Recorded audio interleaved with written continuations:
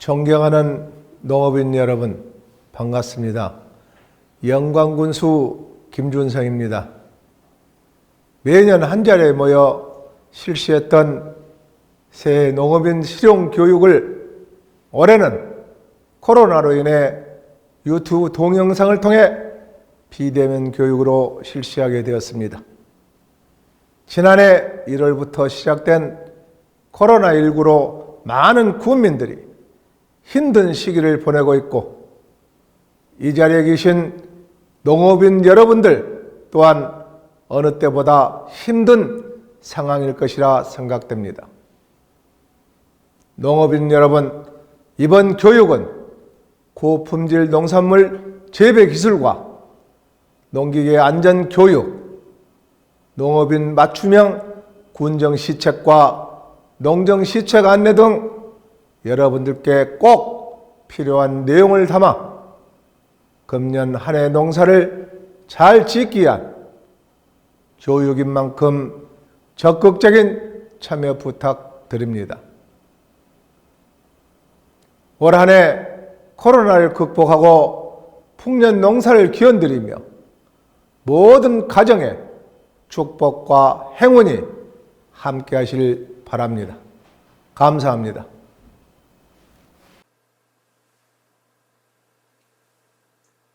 안녕하십니까. 작물환경 팀장 박규영입니다. 여러분과 함께 새해 농업인 실용교육 고품질 벼 재배 기술에 대해서 공부를 해보겠습니다.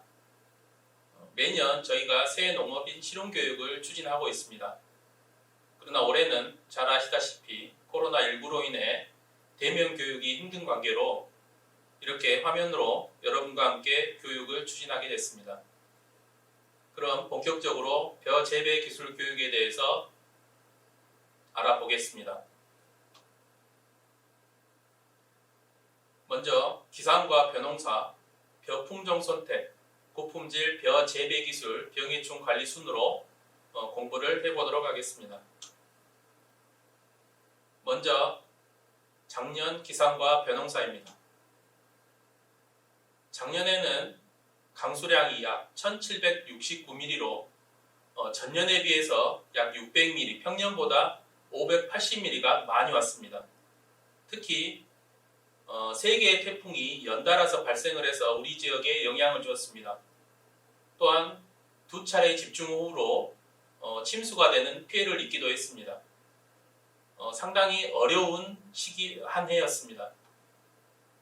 평균 기온은 평년과 크게 다르지 않았지만 강수량에서 6월과 9월 사이에 집중적으로 강수가 많이 발생을 했습니다. 따라서 모가 연약하게 자라고 또한 도복의 피해도 상당히 나왔었습니다. 당연히 강수가 많은 관계로 일조 시간은 강수에 반비례해서 줄어든 결과를 보실 수 있습니다.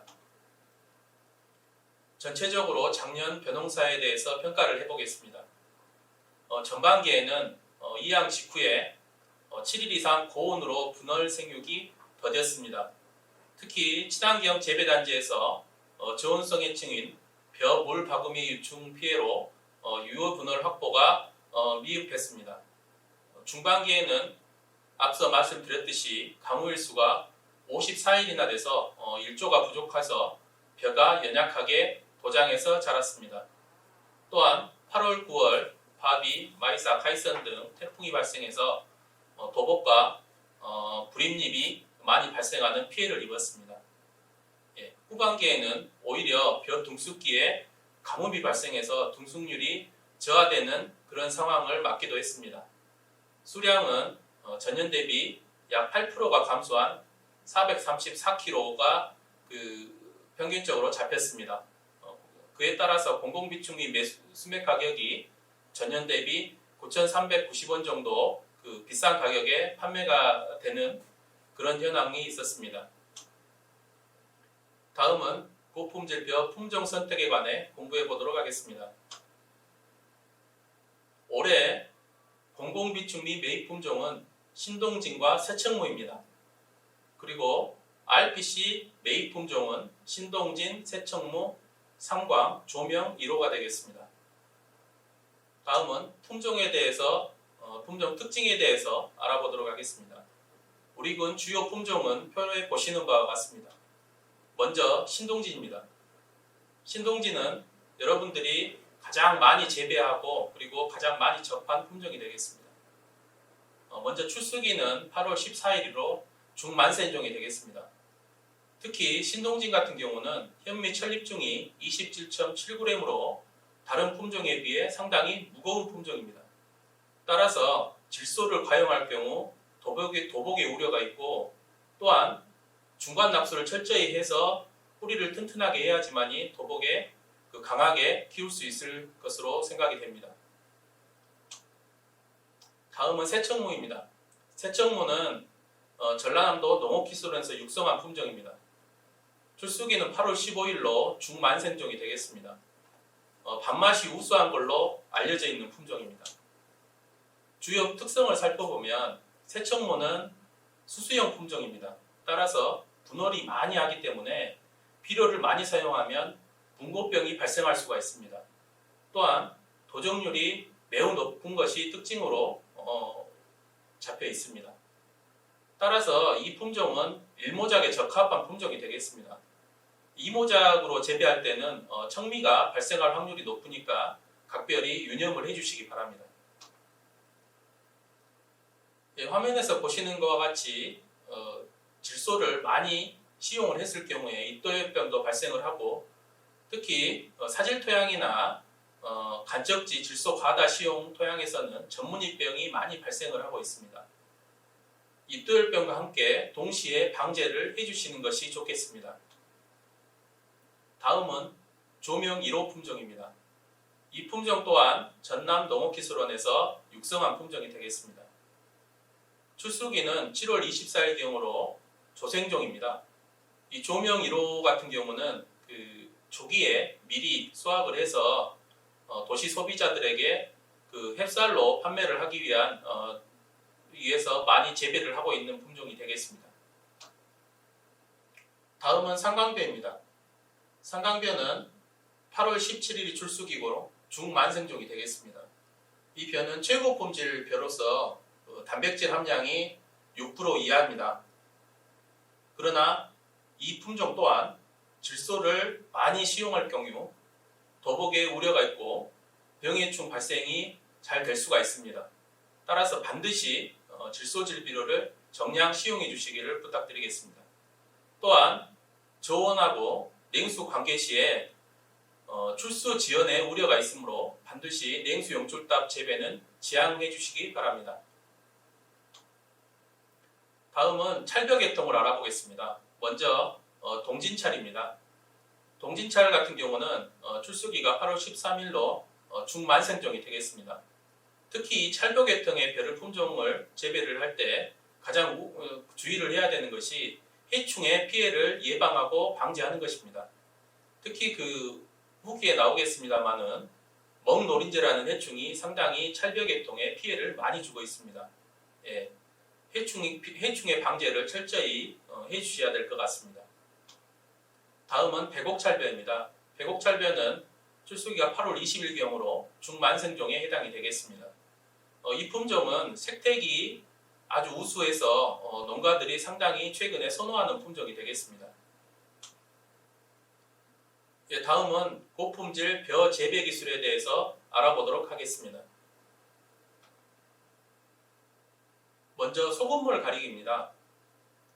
이렇게 지구 온난화가 진행이 되고, 그리고 긴 장마, 그리고 갑작스러운 태풍 등 기상재해가 많은 요즘에 기본적으로 기본적인 것을 지키는 그런 농사를 해야 될 것 같습니다.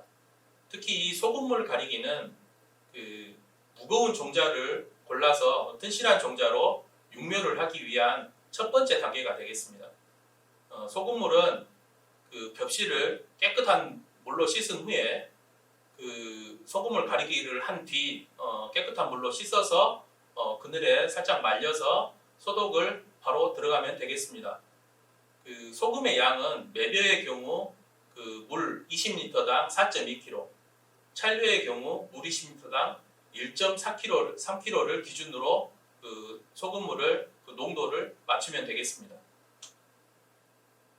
사진에서 보시는 바와 같이 그 튼실한 종자는 가라앉고 그리고 그 튼실하지 않은 종자는 위로 뜨는 것을 볼 수 있습니다. 저 위에 종자는 걷어내고 아래 가라앉은 튼실한 종자를 사용하시면 되겠습니다. 다음은 종자 소독 부분입니다. 먼저 원탕 소독입니다. 예전부터 많이 해오던 소독 방법입니다. 친환경 재배에서는 필수적인 소독 방법이고 친환경 재배가 아닌 일반 재배에서도 원탕 소독을 많이 활용하고 있습니다. 먼저 마른 종자를 60도씨에서 10분, 65도씨에서 7분간 소독 처리를 합니다. 그리고 벼 종자는 반드시 5에서 10kg씩 그물망에 넣어서 내부까지 수온이 잘 전달되도록 하여야 합니다. 또한 물의 양 또한 종자량의 10배 정도로 충분히 넣어서 종자 안까지 충분히 물이 흡수될 수 있도록 처리를 해주어야 합니다. 지금 저희 농업기술센터에서 농기계 임대사업소가 있습니다. 그쪽에서 원탕 소독기를 대여하고 있으니까 그 원탕 소독기를 이용해서 원탕 소독을 해주시면 훨씬 더 편리하게 사용을 할 수 있을 것 같습니다. 사진에서 보시는 바와 같이 한 망에 10kg가 넘는 종자를 저렇게 한 망에 한꺼번에 넣어 놓으면 저 안쪽에 있는 종자는 충분한 온도를 확보하지 못해서 소독이 제대로 이루어질 수가 없습니다. 그래서 반드시 한 망의 종자는 10kg 이내로 담아주시기를 부탁을 드리겠습니다. 원탕 소독을 이렇게 60도씨에서 10분간 정확히 시간을 지켜서 해주셔야 합니다. 소독 후에는 바로 찬물에 이렇게 식힌 후에 최하 처리를 하고 소독하고 파종을 하면 되겠습니다.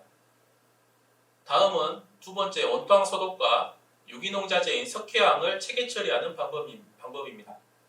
이 방법은 원탕 소독을 앞서 원탕 소독하는 방법과 같이 소독을 한 후에 바로 이 석회암 50배 희석액을 물 30도씨에서 24시간 처리하는 방법입니다.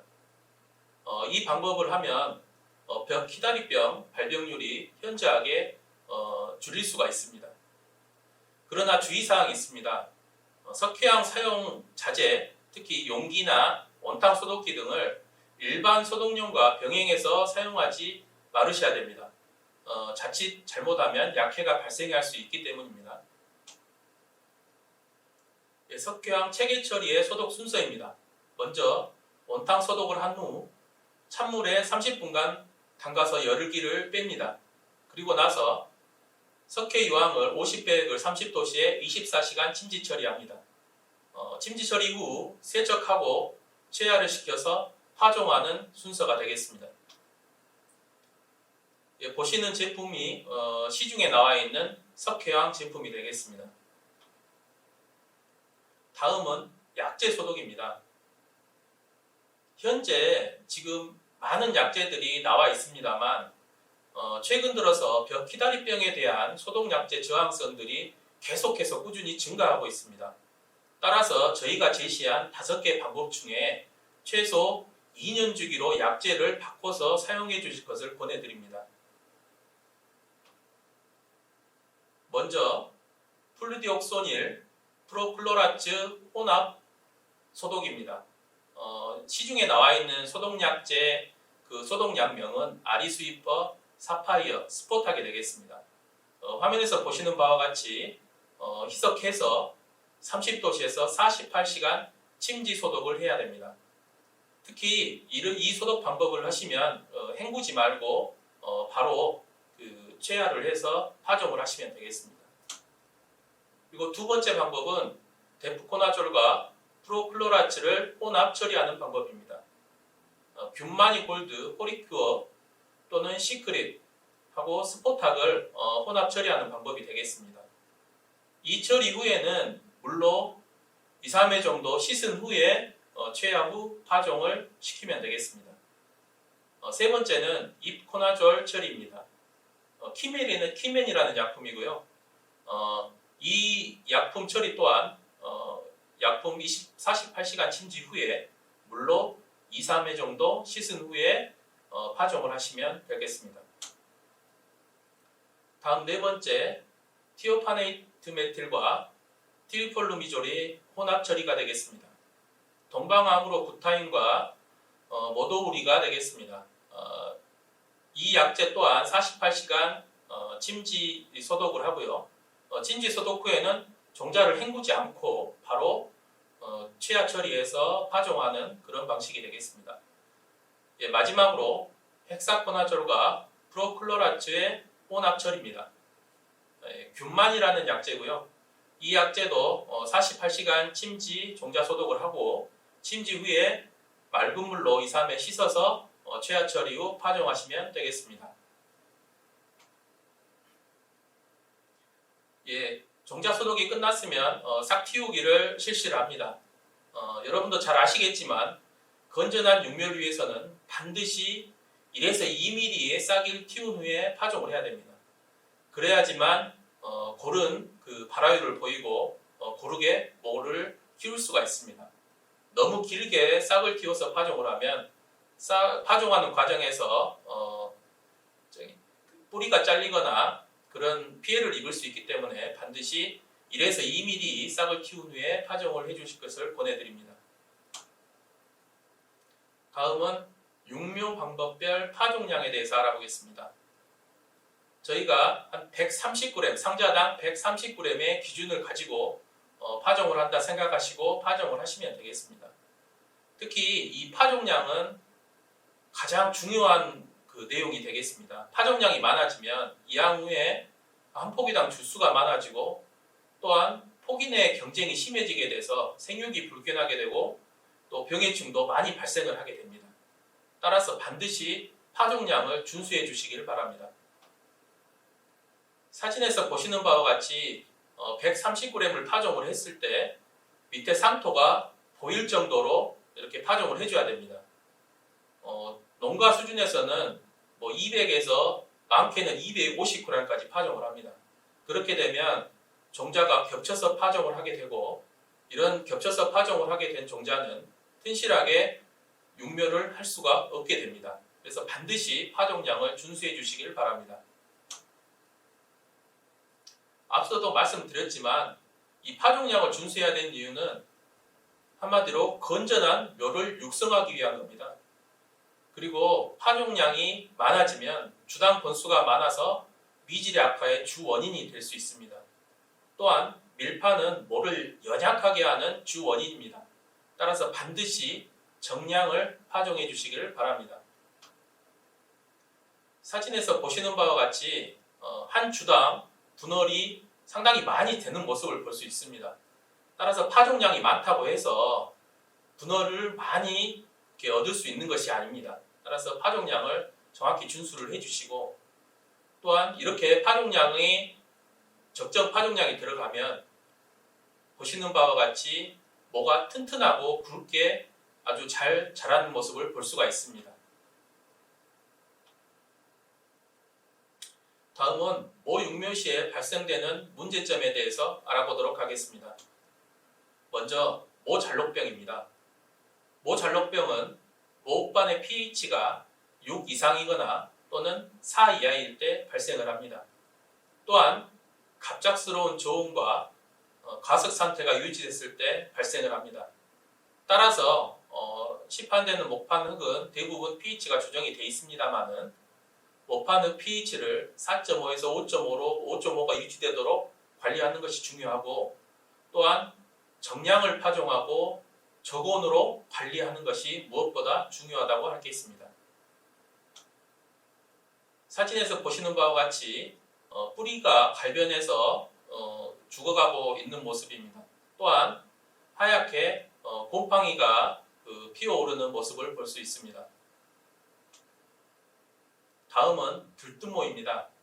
들뜬모는 파종 후에 흙덮기로 사용한 흙이 점질토인 경우 또 베개 파종한 경우 흙덮기 후에 물주기를 한 경우에 발생을 합니다. 따라서 들뜬모를 예방하기 위해서는 정량 파종을 해주시고 들뜬모가 발생했을 때는 상자에 물을 관주해서 득두모를 가라앉혀 주시길 바랍니다. 또한 노출된 뿌리는 모흙을 뿌려줘서 뿌리를 상토로 뿌려주셔서 감춰주셔야 되겠습니다. 다음은 백화묘입니다.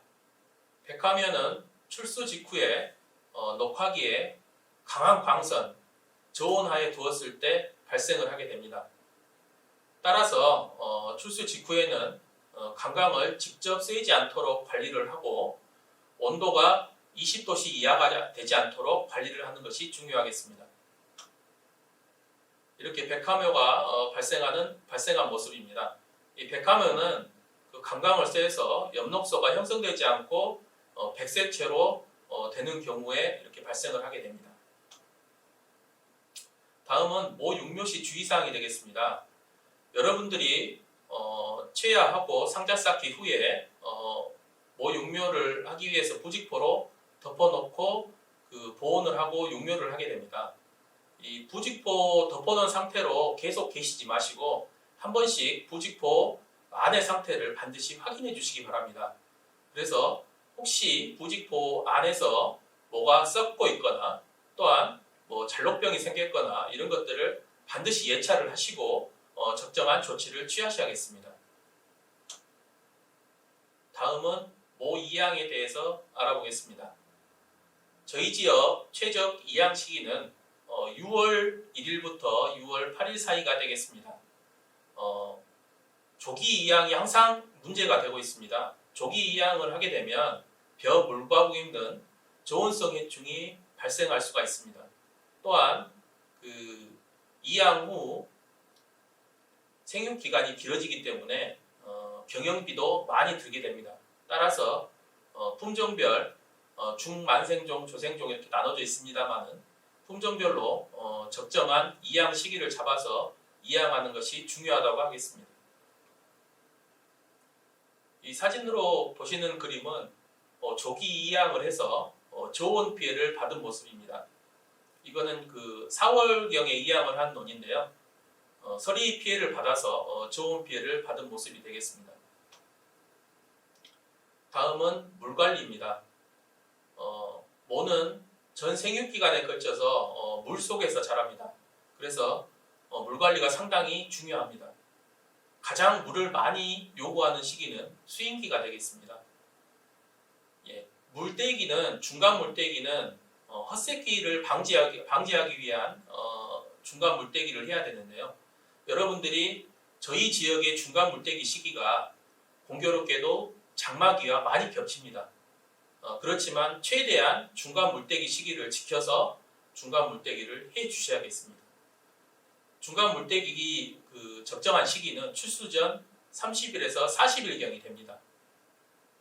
논바닥이 갈라지도록 중간 물떼기를 하는 것이 중간 물떼기 효과를 극대화하는 방법이라고 하겠습니다.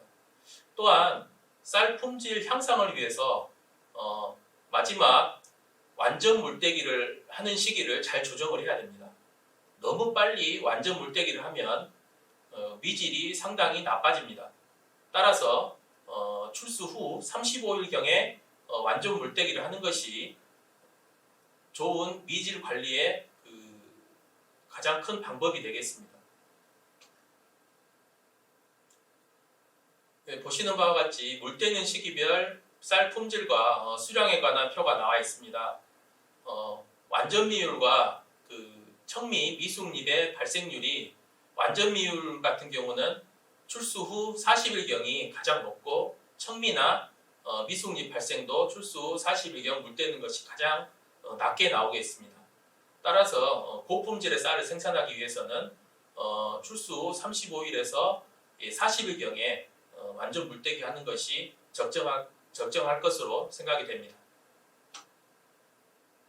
이 사진에서 보는 바와 같이 이 중간 물떼기를 할 때는 이렇게 바닥이 갈라질 정도로 저렇게 물떼기를 해야 됩니다. 이렇게 이 사진에서 보는 바와 같이 이렇게 갈라질 정도로 물떼기를 해야지만이 땅 속에 있는 황화수소라든가 부틸산이라는 유해 가스들이 날아가고 뿌리가 깊게 뻗을 수가 있어서 도복에도 강해지고 그리고 무효 분호를 억제해서 불필요한 양분의 소모를 줄일 수가 있습니다. 다음은 건조입니다. 최근에는 그 산물벼로 RPC에 직접 바로 수확하자마자 냅니다만은 적정 수분 함량을 지켜서 종자용 같은 경우는 14%로 보관을 해야 다음 해에 그 발화율이라든가 그 건실한 모로 이렇게 그 특성을 유지를 할 수가 있습니다. 다음은 시비에 대해서 알아보겠습니다. 예, 표준 시비량은 표에서 보시는 바와 같습니다. 이게 지금 성분량으로 나와 있는 것이기 때문에 밑에 실질적 비료 사용량을 참고해 주시면 되겠습니다. 이 비료 사용량은 300평 기준으로 잡았습니다. 먼저 밑거름은 21-17 복합비료 기준으로 약 20kg 정도를 해주시면 되겠고, 그 맞춤형 비료로는 30kg를 밑거름으로 넣어주시면 되겠습니다. 또 새끼질 거름은 복합비료 기준으로 약 5kg 정도를 시용해 주시면 되겠고, 완효성 그 맞춤형 비료를 시용한 논에 대해서는 생략하셔도 되겠습니다. 이삭거름은 NK로 주는데요. NK 비료 15kg 기준으로 주시면 될 것 같습니다. 예, 표에 보시는 것은 쌀 단백질과 그 식미에 대한 어떤 그 표가 되겠습니다. 쌀 단백질은 결국은 질소질 비료와 밀접한 관계가 있습니다. 질소질 비료를 많이 하면 단백질 함량이 늘어나고 밥맛이 떨어진다라는 그런 내용이 되겠습니다. 예, 사진에서 보는 바와 같이 질소질 비료, 특히 축산 분뇨 액비를 시용하고 나서 또 화학 비료를 살포해서 너무 질소질 비료가 과하다 해서 쓰러진 논의 모습을 보고 계십니다. 반드시 질소질 비료 같은 경우는 그 정량을 적기에 시비를 해주실 것을 부탁드리겠습니다. 다음은 유기물에 대해서 잠깐 알아보겠습니다. 저희 영광 지역의 그 논 토양의 유기물 함량이 다른 지역에 비해서 상당히 낮은 편입니다. 유기물은 토양의 양분 저장력을 크게 좌우하는 그런 물질이 되겠습니다. 특히 이 비료 성분을 잡고 있는 성질이 강하기 때문에 그 땅심이 높고 낮음은 이 유기물 함량으로 결정된다고 해도 과언이 아니겠습니다. 또한 미생물 먹이가 돼서 흙 속에 유용 미생물이 활동하도록 많이 도와주는 것이 바로 유기물이 되겠습니다. 그래서 벼농사에서는 이 유기물의 역할이 아주 중요한데요. 특히 고품질의 쌀을 생산하기 위해서는 유기물 함량을 늘리는 것이 관건이라고 하겠습니다. 사진에서 보시는 바와 같이 볏짚을 소 먹이로 많이 투입을 하고 있습니다. 또한 이모작지대에서는 보리떼를 태운다든가 식물 잔사를 태우는 등 유기물을 많이 수탈을 해가고 있는 그런 모습입니다. 또한 저희 지역에서 녹비작물 재배도 상당히 미미해서 이러한 토양 관리를 조금 더 신경을 써야지만이 저희들 그 고품질의 쌀을 생산할 수 있을 것으로 기대를 하고 있습니다. 주요 녹비작물은 잘 아시는 헤어리배치나 자운형, 클로버가 되겠습니다. 다음은 규산에 대해서 알아보겠습니다. 규산은 식물체의 필수 영양소는 아닙니다. 하지만 벼에서는 필수 영양소가 되겠습니다. 가장 많이 필요로 하는 영양소가 바로 규산이 되겠습니다. 질소 흡수량의 8배나 이렇게 요구를 하고 그리고 잘 흡수를 합니다.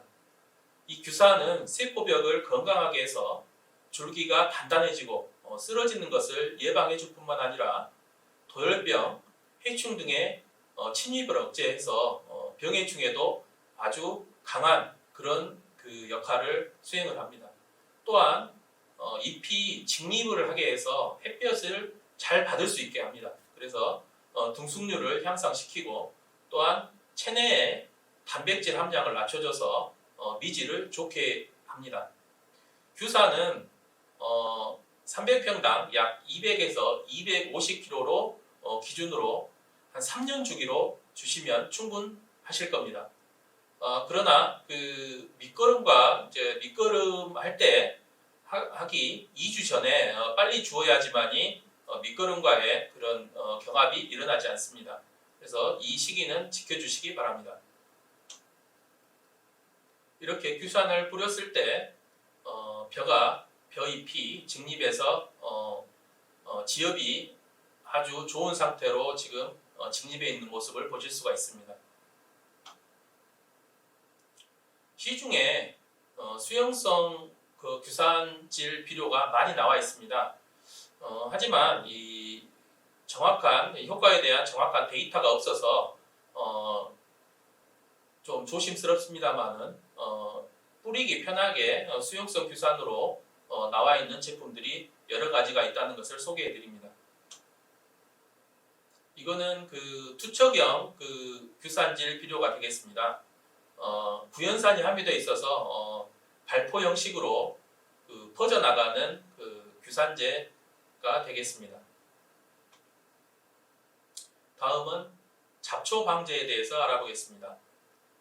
잡초는 벼와 양분 및 공간을 공유를 하기 때문에 작물로 가야 할 양분이 그 잡초로 가기 때문에 상당히 벼 소질을 안 좋게 합니다.